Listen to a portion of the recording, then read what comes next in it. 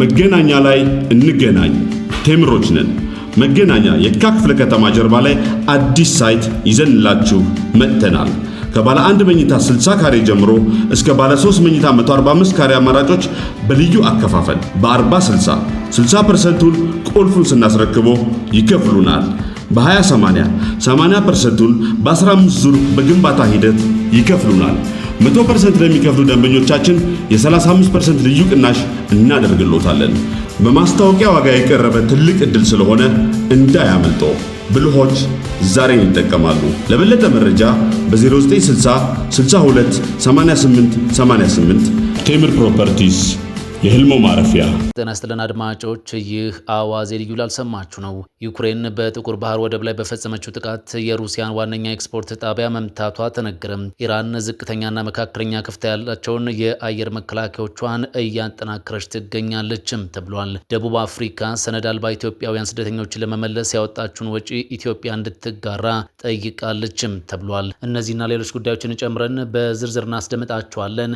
አብራችሁን ቆዩ።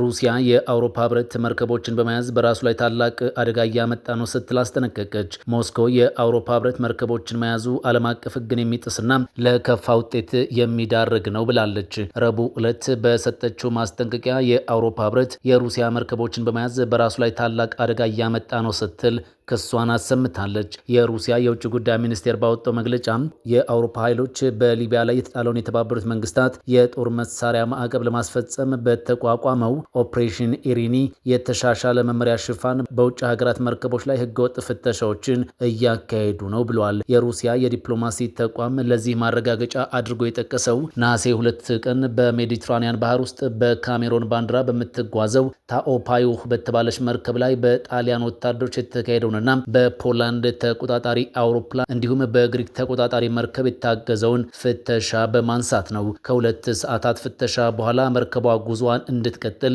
መፈቀዱን ሚኒስቴሩ ገልጿል። ሚኒስቴሩ አክሎም በመርከቧ ላይ የተደቀነው ጥርጣሬ ትክክል እንዳልሆነ ግልጽ ሆኗል ሲልም አጽንኦት ሰጥቷል። የአውሮፓ ህብረት ለፍተሻው እንደ ህጋዊ ምክንያት ያቀረበው ኦፕሬሽን ኢሪን የተባለውን ተልዕኮ መሆኑንም ሚኒስቴሩ አንስቷል። ነገር ግን በመንግስታቱ ድርጅት ድጋፍ ይሰጠው የነበረው የዚህ ተልዕኮ ህጋዊ ፍቃድ በግንቦት 2026 ያበቃ መሆኑን የጠቀሰው ሚኒስቴሩም አሁን ህብረቱ ይህንን ተልዕኮ የንግድ መርከቦችን ለማስፈራራትና በባህር ላይ ያለውን የነፃ መዘዋወር መብት ለመገደብ እየተጠቀመበት ነው ሲልም ተከራክሯል። ሚኒስቴሩ አክሎም ህብረቱ ኢሪንን የሩሲያ ነዳጅና የሌሎች እቃዎች የባህር ላይ ስርጭትን ለመግታት እየተጠቀመበት መሆኑን አንስቶም ይህ አሰራር የዓለም አቀፍ ህግጋት አላግባብ መጠቀምና የተልዕኮውን ስልጣን ያለ አግባብ ማቅረብ ነው ብለውታል። እንዲሁም ሚኒስቴሩ በህብረቱ ማዕቀብ የተጣለበትን የሩሲያ ነዳጅ ይጭናሉ ተብለው የተፈረጁ መርከቦችን ለመለየት ህብረቱ የሚያደርገውን ሙከራም ውድቅ አድርጓል። ማንኛውም የአውሮፓ ህብረት የውስጥ ውሳኔ በ1982 በወጣው የመንግስታቱ ድርጅት የባህር ህግ ስምምነት የተረጋገጡበትን መሰረታዊ ነጻነቶች ሊሽር አይችልም ሲል አጽንኦት ሰጥቷል። በተጨማሪ ሚኒስቴሩ የአውሮፓ ህብረት የውጭ ጉዳይ ፖሊሲ ኃላፊ ካጃ ካላስ የታዳጊ ሀገራትን የኃይልና የምግብ ዋስትና ፍላጎቶች የሚያሟሉ መደበኛ የባህር ላይ ጭነቶችን በማውገዛቸው ነቅፏል።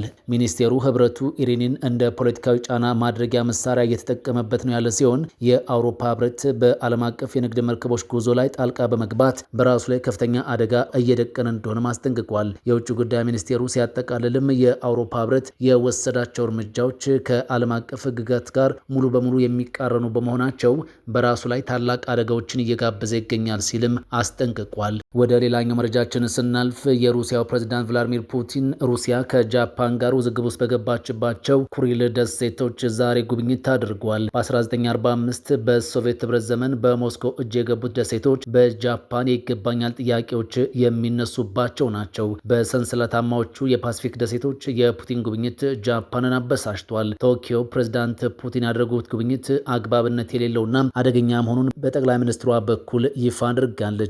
የጃፓኗ ጠቅላይ ሚኒስትር ሳናኢ ታካኢቺ የፑቲን ጉብኝት በፍጹም ተቀባይነት ተቀባይነት የሌለው ነው በሚልም ተችቷል። ታካኢቺ በስልጣን ላይ ያሉ የሩሲያ ፕሬዝዳንት ከጃፓን አቋም ጋር የሚጣረስ ጉብኝት አድርገዋል በሚልም ወቅሰዋል። የጃፓኑ የውጭ ጉዳይ ሚኒስትርም ጉብኝቱን መኮንናቸው ታውቋል። ጃፓን ደሴቶቹ የግዛቴ አካል ናቸው በሚል በተደጋጋሚ ክስ ብታሰማም ዛሬም በሩሲያ አስተዳደር ውስጥ ይገኛሉ። ፑቲን የአሳ ምርት ማቀነባበሪያ ሆስፒታልና ትምህርት ቤቶችን በኩሪል ደሴቶች በተለይም በደቡባዊ ጫፏም ጉብኝት አድርገዋል። ሰሜናዊ ግዛቶች በሚል የሚጠሩትን አራቱን ደሴቶች ቶኪዮ ዛሬም ንብረቶቼ ናቸው በሚል ብትከራከርም እስካሁን ያሳካቸው ጉዳይ የለም። ቶኪዮና ሞስኮን ከማያግባቧቸው ጉዳዮች መካከል በግንባር ቀደምትነት የሚጠቀሱት ደሴቶቹ ናቸው። ሩሲያ በዩክሬን ላይ ጦርነት ከቀሰቀሰችበት 2022 ወዲህ ጃፓን ስጋቷን በተደጋጋሚ ስትገልጽም ቆይታለች። ኢራን የኒውክሌር ቦምብ ለመስራት ረጅም ጊዜ ያስፈልጋታል ሲሉ የቀድሞ የሞሳድ አዛዥ ተናገሩ። የእስራኤል የስለላ ድርጅት ሞሳድ የቀድሞ አዛዥ ዮሲ ኮህን ኢራን በተፈጸመባት ተከታታይ ጥቃት ምክንያት የኒውክሌር ቦምብ የመስራት አቅሟ መዳከሙንም ተናግረዋል። ባለስልጣኑ የእስራኤል የስለላ ድርጅት ፎርዶ የተባለው የኢራን ከመሬት በታች የሚገኝ የኒውክሌር ተቋም ላይ በቅርበት ባደረገው ክትትል ከፍተኛ ጉዳት ስለደረሰበት መልሶ ለመገንባት ረጅም ጊዜ ያስፈልጋታል ብለዋል። አሜሪካ በተቋሙ ያደረሰ ጉዳት ሲያለሙት የነበረው ህልም ስኬት ነው ሲሉ የገለጹት ቢሆንም ይህንን ሲሉ ምን ማለታቸው እንደሆነ ግን ማብራሪያ አልሰጡም። የቀድሞ የሞሳድ አዛዥ ተቋማቸው ኢራን ለዓመታት ከመሬት በታች ስትገነባው የቆየውን ፎርዶ የኒውክሌር ተቋምን በቅርበትና በዝርዝር ሲከታተለው እንደቆየ ማክሰኞ ዕለት በተደረገ ስብሰባ ላይ ተናግሯል። ጨምረውም ኢራን 60 በመቶ የዳበረ ዩራኒየም አዘጋጅታለች በማለት ምንም እንኳን ንጥረ ነገሩ በከፍተኛ ደረጃ የዳበረ ቢሆንም የኒውክሌር ጦር መሳሪያ እንዲኖራት ያስችላል ማለት ግን አይደለም ብለዋል። 60 በመቶ ዩራኒየም ማዳበር ማለት ቦምቡን ለመስራት ገና ብዙ ርቀት መጓዝ የሚያስፈልገው ነው ብለዋል። አሜሪካ ፎርዶ የተባለውን ከተራሮች በታች የሚገኝ የኒውክሌር ተቋምን በልዩና ከባድ ቦምብ የደበደበችው ባለፈው ዓመት ሰኔ ወር ላይ በፈጸመችው ጥቃት እንደነበር ይታወሳል። 25 ሀገራት ኢራን በተቃዋሚዎች ላይ የምታካሄደውን የሞት ቅጣት አወገዙም። ይኸው የጋራ መግለጫ ቴህራን የሞት ቅጣትን እንድታቆምና በግፍ የታሰሩትን ሁሉ እንድትፈታም አሳስቧል። ፈረንሳይና ሌሎች 25 ሀገራት ከአውሮፓ ህብረት የውጭ ጉዳይ ፖሊሲ ኃላፊ ጋር በመሆን ረቡዕ ዕለት ኢራን በተቃዋሚዎች ላይ የምታካሄደውን ተደጋጋሚ የሞት ቅጣት ኮንነዋል። በፈረንሳይ የውጭ ጉዳይ ሚኒስቴር በተሰጠው መግለጫ ላይ የተቃዋሚዎችን ድምፅ ለማጥፋት ማህበረሰቦችን ለማስፈራራትና መሰረታዊ መብቶቻቸውን በተገበሩ ግለሰቦች ላይ ለመቅጣት በሞት ፍርድ መጠቀም በምንም መልኩ ሊጸድቅ አይችልም ብለዋል። ፈራሚዎቹ የኢራን ህዝብ ያለምንም ፍርሃት የመግለጽና በሰላም የመሰብሰብ መብቱን መጠቀም መቻል እንዳለበትም አጽንኦት ሰጥቷል። በተጨማሪም ኢራን ለውጥ የሚጠይቁትን የህዝቧን ድምፅ እንድትሰማና የሰብአዊ መብቶች መከበራቸውን ለማረጋገጥ ተጨባጭ እርምጃዎችን እንድትወስድም አሳስቧል። መግለጫው በፈረንሳይ፣ ካናዳ፣ ጀርመን፣ አውስትራሊያ፣ ዴንማርክ፣ ስፔን፣ ኒውዚላንድ፣ ኔዘርላንድስ፣ ፖርቹጋል፣ ስዊድንና እንግሊዝን ጨምሮ በአውሮፓ ህብረት የውጭ ጉዳይ ፖሊሲ ኃላፊና በሌሎች ሀገራትም ተፈርሟል። በሌላ በኩል የኢራን የውጭ ጉዳይ ሚኒስትር አባስ አራግቺ ሀገራቱን በሰብአዊ መብቶችና በዓለም አቀፍ ህግ ላይ በሰጡት መግለጫ ግብዝነት ሲልም ሀሳቡን ኮንነውታል። እንደ ፈረንሳይ ያሉ ሀገራት ስለ ሰብአዊ መብቶችና ስለ ዓለም አቀፍ ህግ ለዓለም መስበክ ማቆም አለባቸው። ግብዝነቱ ግልጽና የሚያሳፍር ነው ብለዋል። እስራኤል በጋዛ በፈጸመችው ጥቃትና በኢራን ላይ ባደረገችው ትንኮሳ ላይ ያሳያችሁት ድጋፍ አለን ብላችሁ የምታስቡበትን የሞራል የበላይነት አጥፍቶታል ሲሉም አራግቺ በኤክስ ገጻቸው ላይ አስፍረዋል። ዩክሬን የአሜሪካን 10 በመቶ የፓትሪዮት ሚሳኤል ድጋፍ ካገኘች የሩሲያን ባላስቲክ ሚሳኤሎች በሙሉ እንደምትደመስስ ፕሬዝዳንት ዘለንስኪ ገለጹ።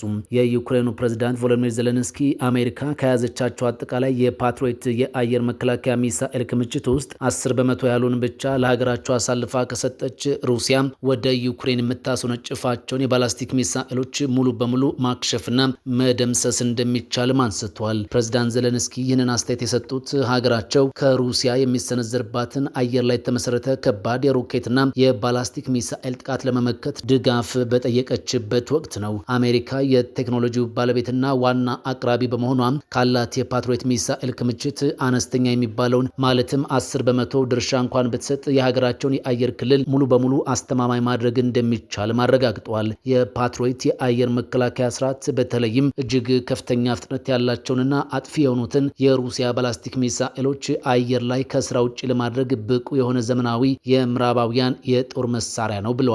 ዩክሬን የከተሞቿን የኢነርጂ መሰረተ ልማቶቿንና የሰላማዊ ዜጎቿን ደህንነት ለመጠበቅ ይህ መሳሪያ ወሳኝ እንደሆነም በተደጋጋሚ ስትገልጽም ትደመጣለች። ምንም እንኳን አሜሪካና የአውሮፓ ሀገራት ቀደም ሲል የተወሰኑ የፓትሪዮት ባትሪዎችንና ሚሳኤሎችን ለኪቭ የሰጡ ቢሆንም የሩሲያን ያልተቋረጠ ጥቃት ሙሉ በሙሉ ለመመከት ግን በቂ ሆነው አልታዩም። የዘለንስኪ አዲስ ጥሪም አሜሪካና የኔቶ አባል ሀገራት ተጨማሪና ፈጣን ወታደራዊ ድጋፍ እንዲያደርጉ የዲፕሎማሲያዊና የስትራቴጂካዊ ጫና አካል ተደርጎም በተንታኞች በኩል ተወስዷል።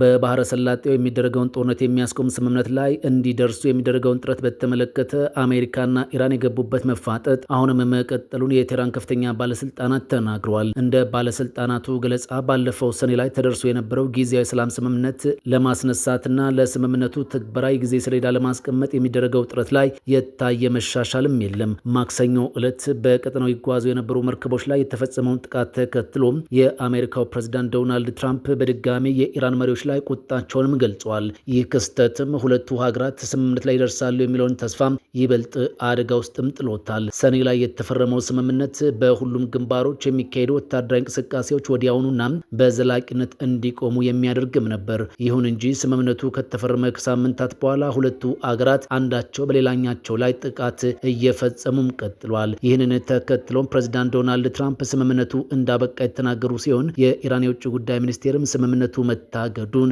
ይፋ አድርጓል። አሜሪካ በስምምነቱ መሰረት ኢራን የሆርሙዝ ወሽመጥን አልከፈተችም በማለት ትከሳለች። ቴህራን በበኩሏ ዋሽንግተን የኢራን ወደቦች ላይ የተጣለው የጉዞ እገዳን ማንሳትና የታገዱ ሀብቶቿን እንደማስለቀቅ ያሉ እርምጃዎችን አለመውሰዷን ታነሳለች። መገናኛ ላይ እንገናኝ። ቴምሮች ነን። መገናኛ የካ ክፍለ ከተማ ጀርባ ላይ አዲስ ሳይት ይዘንላችሁ መጥተናል። ከባለ 1 መኝታ 60 ካሬ ጀምሮ እስከ ባለ 3 መኝታ 145 ካሬ አማራጮች በልዩ አከፋፈል በ40/60 60%ቱን ቁልፉን ስናስረክቦ ይከፍሉናል። በ20/80 80%ቱን በ15 ዙር በግንባታ ሂደት ይከፍሉናል። 100% ለሚከፍሉ ደንበኞቻችን የ35% ልዩ ቅናሽ እናደርግሎታለን። በማስታወቂያ ዋጋ የቀረበ ትልቅ ዕድል ስለሆነ እንዳያመልጦ። ብልሆች ዛሬን ይጠቀማሉ። ለበለጠ መረጃ በ0960 62 88 88 ቴምር ፕሮፐርቲስ የህልሞ ማረፊያ። ዩክሬን በጥቁር ባህር ወደብ ላይ በፈጸመችው ጥቃት የሩሲያን ዋነኛ ኤክስፖርት ጣቢያ መምታቷ ታውቋል። ዩክሬን በሩሲያ ኖቮሮይስክ ወደብ በፈጸመችው ግዙፍ የድሮንና የሚሳኤል ጥቃቶች 2 ዋነኛ የጥራጥሬ መላኪያ ጣቢያዎች ላይ ጉዳት እንደደረሰባቸውና የመጨረሻው ትልቁ የሩሲያ የባህር ኃይል ሰፈር መመታቱ ተነግሯል። ዩክሬን ሌሊቱን በፈጸመቻቸው ጥቃቶች የ8 ዓመት ልጅን ጨምሮ 3 ሰዎች ሲገደሉ 24 ሰዎች ጉዳት እንደደረሰባቸው የአካባቢው ባለስልጣናት ይፋ አድርገዋል። የዩክሬን ፕሬዝዳንት ቮሎዲሚር ዜሌንስኪ የአገሪቱ ጦር የሩሲያን ጦር ሰፈር ለማጥቃት ባካሄደው ልዩ ኦፕሬሽን ሮኬቶች፣ ጀቶችና የባህር ድሮኖችን ማስወንጨፏንም ተናግረዋል። የእህል ጣቢያዎች ስለመመታታቸው ግን ያሉት ነገር አልተሰማም። የዩክሬን ጦር ኋላ ላይ ባወጣው መረጃ 4 የሩሲያ የጦር መርከቦች መመታታቸውንም ይፋ አድርጓል። ሩሲያ ስለዚህ ጥቃት አስተያየት አልሰጠችም። ፕሬዝዳንት ዜሌንስኪ በማህበራዊ ሚዲያ ገጻቸው ባሰፈሩት መልእክት የሩሲያ ጥቃት እስከ ቀጠለ ድረስ ወራሪ መርከቦችና እነርሱን የሚደግፉ መሰረተ ልማቶች በሙሉ ደህንነታቸው የተጠበቀ አይሆንም ብለዋል። በዚህ ወደብ የሰፈሩት መርከቦቹ ከዚህ ቀደም በሩሲያ ወረራ በተያዘው ክሪሚያ የነበሩ ሲሆን በዚያ የሚገኘው ወደብ ለዩክሬን ጥቃቶች በእጅጉ የተጋለጠ እንደሆነም ይታወቃል። ረቡዕ ምሽት ጥቃት በተፈጸመበት ስፍራ የሚገኘው ዋነኛ የጥራጥሬ ንግድ ኩባንያ የእህል መላኪያ ጣቢያው እንደተመታ ታስ የተባለው የሩሲያ የዜና ወኪል አረጋግጧል። ሌላ ኩባንያም ተመሳሳይ ጉዳት ማጋጠሙን ለሮይተርስ ተናግሯል። የኤክስፖርት ጭነቶች ጉዞ ባልቲክና ካስፒያን ባህሮች ላይ ወደሚገኙ ወደቦች እንዲሁም ወደ የምድር የጉዞ መስመሮች ለማዛወር እየተሰራ መሆኑን የሩሲያ የግብርና ሚኒስቴር አስታውቋል። በዩክሬን ጥቃት መፈጸሙን ያልጠቀሰው ሚኒስቴር መስሪያ ቤቱ ለውጡን የሚያደርገው ቢሆንም ወቅታዊ የሎጂስቲክስ ገደቦችን ግምት ውስጥ በማስገባት መሆኑንም ተናግሯል። ኢራን ዝቅተኛና መካከለኛ ከፍታ ያላቸውን የአየር መከላከያዎቿን እያጠናከረች ነው ተባለ። በቅርቡ በተከሰቱ ግጭቶች ምክንያት በአየር መከላከያ አቅሟ ላይ ከፍተኛ ጉዳት የደረሰባት ኢራን የአጭር ርቀት የአየር መከላከያ መረቧን መልሳ ለመገንባትና ለማጠናከር ሰፊ እንቅስቃሴ እያደረገች ነው ተብሏል። የዜና ምንጮች እንደጠቆሙት ከሆነ ቴህራን ከቻይናና ከሩሲያ ተጨማሪ የትከሻ ላይ ሚሳኤሎችን ለመግዛት ጥረት እያደረገች ነው። ከነዚህ መካከል የቻይና ሰራሾቹ ኪው ወደብ ኤፍw12 እና FN16 እንዲሁም የሩሲያው 9K33 ቨርባ እንደሚገኙበትም ተመላክቷል። እነዚህ በትከሻ የሚተኮሱ የአየር መከላከያ ስርዓቶች በቅርቡ እጇ እንደገቡ ወይም ለስርጭት በመዘጋጀት ላይ እንደሚገኙ ቢነገርም የተጠቀሰው የመሳሪያ መጠንና የቁጥር ዝርዝር በነፃ አካላት ግን አልተረጋገጠም። እነዚህ አዳዲስ የጦር መሳሪያዎች እንደ ድሮኖች፣ ሄሊኮፕተሮችና ዝቅተኛ ከፍታ ላይ የሚበሩ አውሮፕላኖችን ጥቃቶች የመከላከል አቅምን በእጅጉ ያሳድጋሉ ተብሎም ይጠበቃል። በተለይም ለሀገሪቱ አስፈላጊ ወታደራዊ ተቋማትና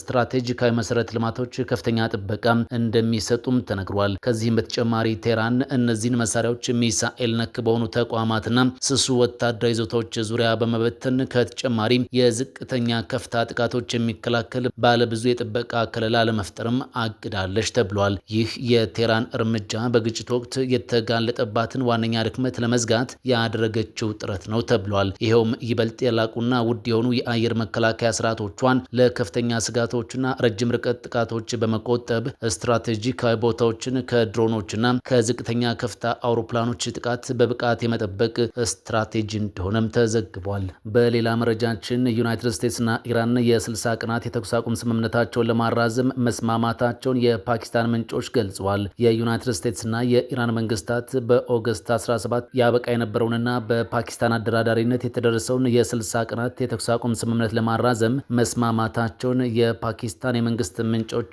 ትላንት ረቡዕ ለአናዶሉ ገልጸዋል። ለአደራዳሪው አካል ቅርበት ያለው አንድ ምንጭ ሁለቱም ወገኖች ቀነ ገደቡን ለማራዘም ፈቃደኝነታቸውን ለአደራዳሪዎቹ አሳውቀዋል ብሏል። ማብራሪያው አክሎም ነገር ግን የማራዘሚያውን ጊዜ ወስነው ለመጨረስ ሁለቱ ወገኖች መልእክቶችን በመለዋወጥ ላይ ይገኛሉ ሲልም አክሏል። ዩናይትድ ስቴትስና ኢራን በኤፕሪል ወር በፓኪስታን አደራዳሪነት በተኩስ አቁሙ የተስማሙ ሲሆን በኋላም በጁን 17 የትብብር ስምምነት ሰነድ በመፈራረም ወደ መጨረሻው ስምምነት የሚያደርሰውን ድርድር ጀምረውት ነበር። ሆኖም ድርድሩ በደህንነት ዋስትናዎችና ለዓለም አቀፍ የኃይል አቅርቦትና ንግድ እጅግ ስትራቴጂካዊ በሆነው ሆርሙዝ የነጻ የመርከቦች እንቅስቃሴ ጉዳይ በተፈጠረ አለመግባባት ምክንያት ሳይቀጥል መቅረቱ ይታወሳል። በጁላይ 8 እና ጁላይ 24 መካከል ባሉት ቀናት ዩናይትድ ስቴትስና ኢራን ወታደራዊ ጥቃቶችን ተለዋውጠውም ነበር። ዋሽንግተን በኢራን ግዛት ውስጥ በሚገኙ ኢላማዎች ላይ ጥቃት ስትፈጽም፣ ቴህራን በበኩሏ በዮርዳኖስ ባህሬንና ኩዌትን ጨምሮ በተለያዩ የአረብ ሀገራት በሚገኙ የአሜሪካ ወታደራዊ ተቋማትና ቁሳቁሶች ላይ የአጸፋ ምላሿን ሰጥታለች። ደቡብ አፍሪካ ሰነድ አልባ ኢትዮጵያውያን ስደተኞችን ለመመለስ ያወጣችውን ወጪ ኢትዮጵያ እንድትጋራ ጠይቃለች ተባለ። ደቡብ አፍሪካ በተያዘው ዓመት ህጋዊ ሰነድ የሌላቸውን ስደተኞች ወደ ሀገራቸው ለመመለስ ካወጣችው 18 ሚሊዮን ዶላር ውስጥም የተወሰነውን ወጪ እንዲሸፍኑ ለኢትዮጵያ፣ ለናይጄሪያና ለማላዊ ጥያቄ አቅርባለች ተብሏል። የደቡብ አፍሪካ የሀገር ውስጥ ጉዳዮች ሚኒስቴር ጥያቄው መቅረቡን ይፋ ያደረገው ማክሰኞ ነሐሴ 5 2018 ለፓርላማው የሀገር ውስጥ ጉዳዮች ቋሚ ኮሚቴ በሰጠው ማብራሪያ ወቅት ነው። የቋሚ ኮሚቴ ዋና ዳይሬክተር ቶሚ ማኮዴ እንደገለጹት ሚኒስቴሩ ለዚህ ተግባር ቀደም ሲል የመደበው በጀት 60 ሚሊዮን ራንድ ብቻ ቢሆንም እስካሁን 292 ሚሊዮን ራንድ ስደተኞችን ለመመለስ ወጪ አድርጓል። ማኮዴ ስደተኞችን የመመለስ መርሃ ግብር በጀት ያልተያዘለት ኃላፊነት መሆኑን የገለጹ ሲሆን የሀገር ውስጥ ጉዳዮች ሚኒስቴርም ሆነ ሌሎች የሚመለከታቸው የመንግስት መስሪያ ቤቶች ለዚህ ያህል ሰፊ እንቅስቃሴ በጀት እንዳልመደቡም ተናግሯል። አክለውም የትራንስፖርት ክፍያ ወጪው ከፍተኛ እንዲሆን ዋና ምክንያት መሆኑንም አንስተዋል። እንደ ደቡብ አፍሪካ ባለስልጣናት ገለጻም የወጪ መጋራት ጥያቄው በደቡብ አፍሪካ የዓለም አቀፍ ግንኙነትና ትብብር ሚኒስቴር በኩል ለኢትዮጵያ፣ ለናይጄሪያና ለማላዊ በይፋ ቀርቧል። ፕሪቶሪያ ከሶስቱ ሀገራት መንግስታት ምላሽ እየጠበቀች ያለች ሲሆን ወጪው እንዴት እንደሚሸፈንም ከብሔራዊ ግምጃ ቤት ጋር በመወያየት ላይ ትገኛለችም ተብሏል። በደቡብ አፍሪካ የዓለም አቀፍ ግንኙነትና ትብብር ሚኒስቴር በኩል ለማላዊ መንግስት እንዲሁም ለናይጄሪያና ለኢትዮጵያ ኤምባሲዎች ወጪ መጋራት የሚጠይቅ ደብዳቤም ተልኳልም ተብሏል። ይህ የወጪ መጋራት ጥያቄ ደቡብ አፍሪካ ህገወጥ ስደተኞችን ለመግታት የምታደርገውን ጠንካራ እንቅስቃሴ ዲፕሎማሲያዊ መልክ የሚያሰጠው ሲሆን ኢትዮጵያ፣ ናይጄሪያና ማላዊ ለፕሪቶሪያ የወጪ ማካካሻ ጥያቄ ምላሽ ይሰጣሉ ተብሎም ይጠበቃል ተብሏል። የዲሞክራቲክ ኮንጎ ኢቦላ ወረርሽኝ እስካሁን ከታዩት እጅግ የከፋው ለመሆን መቃረቡን የዓለም ጤና ድርጅት አስታወቀም። በዲሞክራቲክ ሪፐብሊክ ኮንጎ የተነሳው ኢቦላ ከዚህ ቀደም ባልታየ መጠን የከፋ ወረርሽኝ ለመሆን መቃረቡን የዓለም ጤና ድርጅት ዋና ዳይሬክተር ዶክተር ቴዎድሮስ አዳኑም ተናግረዋል። ወረርሽኙ አሁን ላይ የተስፋፋበት ያለው መጠን ከዚህ ቀደም ከነበሩት በበለጠም የከፋ ለመሆን መቃረቡን አንስተዋል። የዘንድሮ ወረርሽኝ እየተስፋፋበት ያለው መጠን ከዚህ በፊት በአውሮፓውያኑ ከ2014 እስከ 2016 የነበረውን ስርጭት እንደሚያልፍ ለጋዜጠኞች በሰጡት ማብራሪያም አንስቷል። ከ2014 እስከ 2026 ባሉት ዓመታት በኢቦላ ምክንያት 11000 ሰዎች ሞተዋል። በያዝነው ዓመት ግንቦት 15 በይፋ የታወጀው የኢቦላ ወረርሽኝ ቢያንስ 2000 ሰዎችን ለህልፈትም ዳርጓል። ከዚህ ባለፈ ደግሞ ቢያንስ 4300 ሰዎች በቫይረሱም መያዛቸው ታውቋል። የዓለም ጤና ድርጅት በ3 ወራት ውስጥ የቫይረሱን ስርጭት ለመቀልበስ ተስፋ አድርጓል። ይህ ግን ማለት የቫይረሱን ስርጭት መቀነስ እንጂ ወረርሽኙን ሙሉ በሙሉ መግታት እንዳልሆነ ማስጠንቅቋል። ግንቦት ላይ ወረርሽኙ በይፋ ቢታወጅም ስርጭቱ የተጀመረው 3 ወራት ቀድሞ እንደሆነም የጤና ባለሙያዎች ገልጸዋል። የዓለም ጤና ድርጅት የአፍሪካ ኃላፊ ዶክተር መሐመድ ጃባኒ ከወረርሽኙ ማዕከል በቅርብ ርቀት በሚገኘው ቡኒያ ከተማ በሰጡት መግለጫ ቫይረሱን እያሳደደ ነው፣ ቫይረሱ ግን ቀድሞናል ብለዋል። ቫይረሱ ጥር ላይ መሰራጨት እንደጀመረና በስህተት ወባ ወይም ታይፎይድ ነው ተብሎ እንደታሰብ የሚያሳይ ጥናትንም አጣቅሷል። አሁን ላይ የተሰራጨ የሚገኘው የኢቦላ ቫይረስ ቡንዲቡግዩ የተባለው ዝርያ ሲሆን ከዚህ በፊት በ2007 እና በ2012 ተቀስቅሶ ነበር። እስካሁን ድረስ ለዚህ የቫይረሱ ዝርያ የሚሆን ክትባት ወይም የሚታወቅ ማገገሚያ መድኃኒት አልተገኘም። በዲሞክራቲክ ኮንጎ ወረርሽኙ በተነሳበት አካባቢ ያለው ግጭት የወረርሽኙን ስርጭት ለመግታት የሚደረገውን ጥረትም ፈታኝ አድርጎታል። ዶክተር መሐመድ እንደሚናገሩት የጤና ባለሙያዎች ከአካባቢው መሸፈን የቻሉት 30 ከመቶ ብቻ ነው። በኢቦላ ቫይረስ የሚያዙ ሰዎች ከ2 እስከ 12 ቀናት ባለው ጊዜ ምልክት ያሳያሉ። ከጉንፋንና ወባ ጋር የሚመሳሰል ምልክት ያለው ገዳይ ቫይረስ እንደሆነም ይነገራል። ድንገተኛ የሆነ ትኩሳት፣ ራስ ምታትና ድካም ከምልክቶቹ መካከል ይጠቀሳሉም ተብሏል። መገናኛ ላይ እንገናኝ። ቴምሮች ነን። መገናኛ የካ ክፍለ ከተማ ጀርባ ላይ አዲስ ሳይት ይዘንላችሁ መጥተናል። ከባለ 1 መኝታ 60 ካሬ ጀምሮ እስከ ባለ 3 መኝታ 145 ካሬ አማራጮች በልዩ አከፋፈል በ40/60 60%ቱን ቁልፉን ስናስረክቦ ይከፍሉናል። በ20/80 80%ቱን በ15 ዙር በግንባታ ሂደት ይከፍሉናል። 100% ለሚከፍሉ ደንበኞቻችን የ35% ልዩ ቅናሽ እናደርግሎታለን። በማስታወቂያ ዋጋ የቀረበ ትልቅ ዕድል ስለሆነ እንዳያመልጦ። ብልሆች ዛሬን ይጠቀማሉ። ለበለጠ መረጃ በ0960 62 88 88 ቴምር ፕሮፐርቲስ የህልሞ ማረፊያ